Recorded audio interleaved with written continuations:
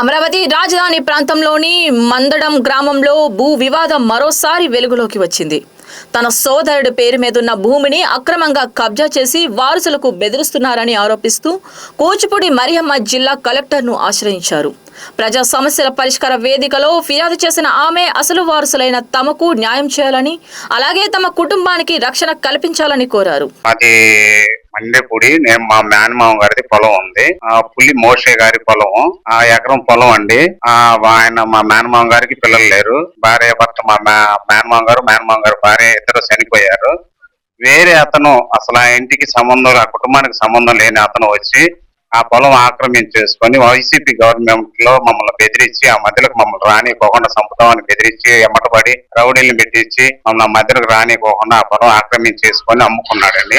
మమ్మల్ని రానిట్లేదు, మాకు న్యాయం జరగాలండి. పులి మోషే పొలం మోషే లేరు.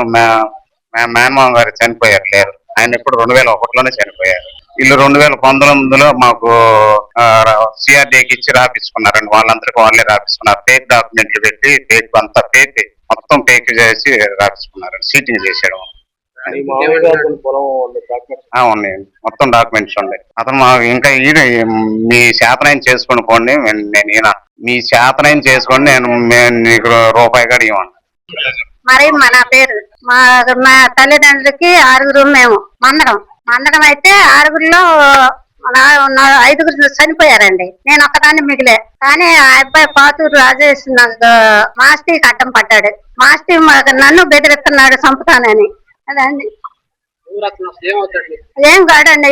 మా ఇంటి పేరు కూడా కాదు, మేము పులోళ్ళమే. మా ఇంటి పేరు కూడా కాదు. మా అన్నయ్యకి వారసులు లేరు. కానీ నన్ను బెదిరిస్తే ఆక్సిపేషన్ ఉన్నాయా ఇప్పుడు బెదిరించడానికి? నాకు న్యాయం చేయండి మీరు.